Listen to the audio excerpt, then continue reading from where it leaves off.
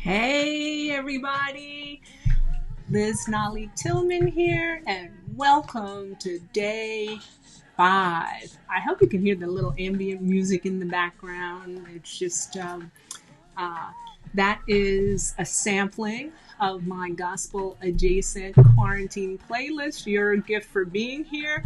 I'm going to see if I can deal with the technology and just drop that into the comments so you can grab it right then and there.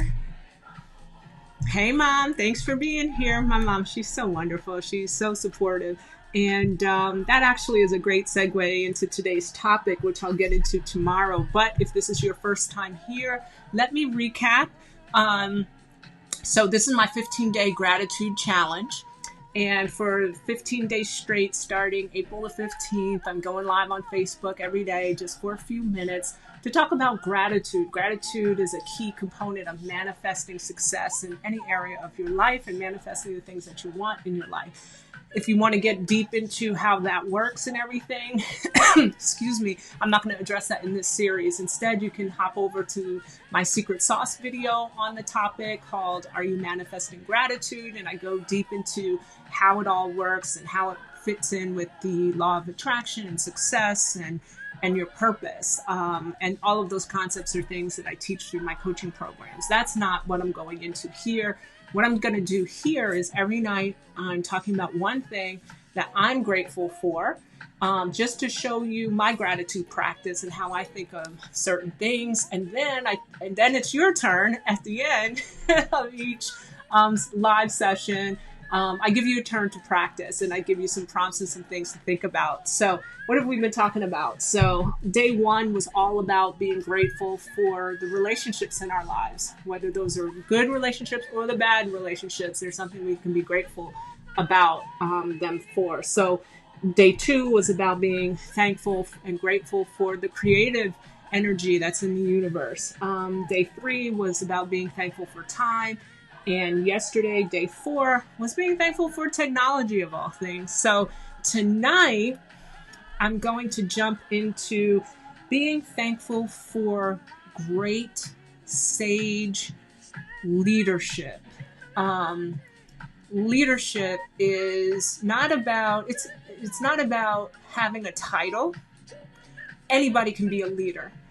Anybody can develop leadership skills. It's interesting. This is something I had the opportunity on Friday. I was interviewed by a Different 50 podcast. Go on iTunes. It's amazing.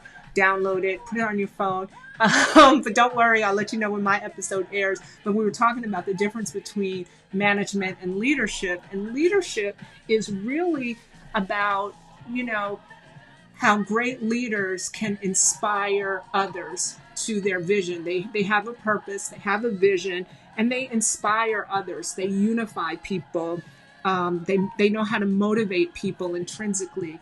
They know how to make a heart and head connection with the people that they're serving, right? So it's not just about management, go do this, go do that. Managers tend to be very effective process people and getting things done, which is great. You need managers, you need management, but not all managers are leaders. Leaders know how to inspire people so that they don't have to crack the proverbial whip or dangle the proverbial carrot in front of the horse to get the horse to move. Instead, the horse wants to move because they're just inspired by that leader and what they bring to the table. And anybody can develop those skills, but some people have an innate gift to lead that way. And we need to be thankful for our leaders. Our leaders right now, in this moment, any organization that you're a part of, or even in your own household, if, whether it's a job or if you run a business, if you own a business, or just in your own household, our leaders are being challenged like they've never been challenged before.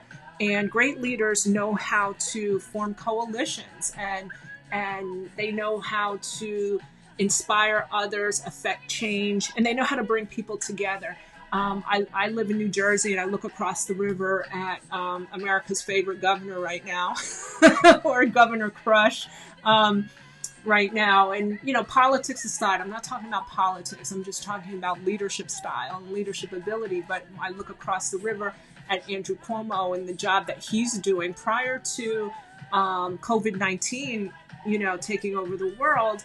His approval ratings were, some people liked him, some people didn't. They thought he was, some people didn't really appreciate his style. But his style is the thing that's making him the right leader for this particular moment. And our own governor, Phil Murphy, on the other hand, his style is very different, but he, like Cuomo, he knows how to inspire people. They practice vulnerability. They practice and demonstrate transparency and authenticity. And those are all traits that we look for in our best leaders. And you can develop those traits yourself too, to develop your own leadership skills. So, it's just so important right now. My mind's going in a bunch of different directions because I belong to an international community service organization, my sorority, and our international conference right now is on hold. We don't know if it's going to take place, in Philadelphia in July like it's planned.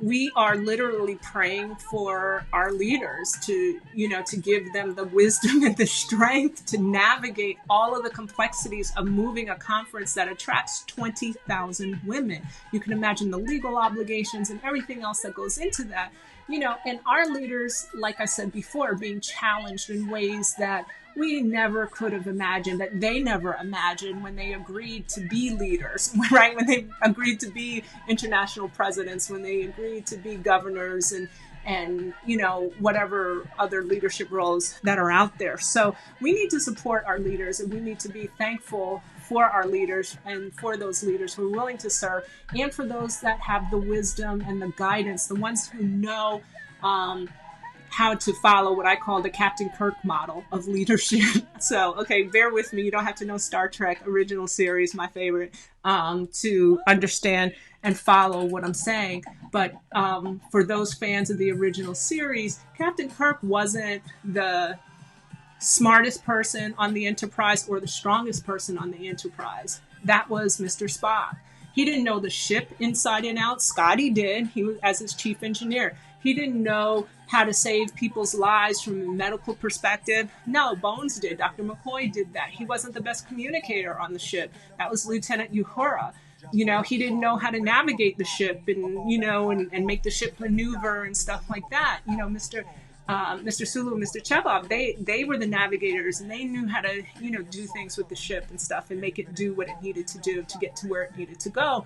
But the thing about Captain Kirk that made him a great leader was he knew enough, he was self-aware enough to realize areas where he was strong, and he was great at motivating people and bringing people together. He embraced diversity, he was transparent, he was vulnerable, and he was motivational and inspiring. And he knew the number one thing that he did well that we need to encourage our leaders to do, and if you want to be a leader and act like a leader, you need to do this. Understand the areas where you're strong and embrace those strengths and step into those strengths. But nobody is awesome at everything, okay? So understand the areas where maybe you're not as strong and find the talent that you need. Surround yourself with good people and a great team that are strong in areas that may not be your forte, may not be your wheelhouse, may not be your strength. And that's exactly what Captain Kirk did, and that's why they were able to boldly go where no man ever went before. Don't sue me, CBS. I think we're seeing in this moment that we're living in leadership of all kinds. We're seeing exceptional leadership, and we're seeing not so great leadership. But I am grateful for all the leaders out there, whether they hold a position or not. There are young people out there sewing masks and donating supplies and stuff like that. That's all leadership action. That's what leadership looks like. You see an issue, you step into it, you see something that needs to be done, you see an area where you can play, and you step up and you do what needs to be done for the greater good. And in the process, you inspire others to think about, to either do the same or think about what their version of that action might look like, right? So that brings me to, that's a great segue to it being your turn. So I'm thankful for all the leaders out there. I'm thankful for leadership. And, I'm challenging myself, and I want to challenge you to think about how can you be a better leader? You don't need to have a fancy title or corner office or be some big wig, kind of important person. You are already an important person, so you don't need a title to show it. Leadership isn't about a title or a position. It's about how you move, how you think, and how you deal with people, how you manage your way through diversity and adversity. So as a leader, I want you to think about what can you do to be a better leader, and what can you do in your own life in this moment, or that maybe down the road.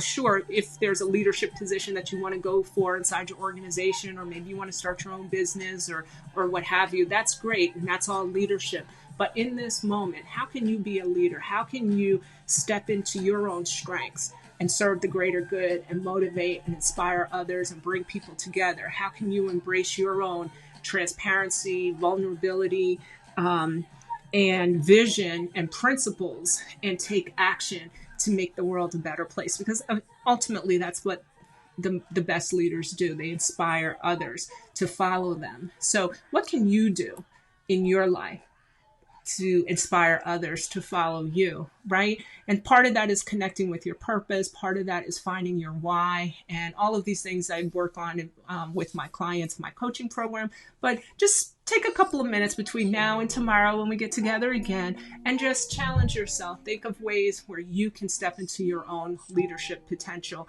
more effectively, and then drop them in the comments, or come back tomorrow and share with me what you came up with, okay? And like I said, that's really all I had tonight. But before I go, I just want to remind you to please check out my gospel adjacent quarantine playlist that's in the comments already. Come back tomorrow. I'll be back on live at 8:00 Eastern time. And hey, Siobhan, thanks for being here. Appreciate you. And come back tomorrow. Practice your gratitude, manifest success in your life, stay safe, stay healthy, and I will see you again at 8:00 tomorrow night. Take care.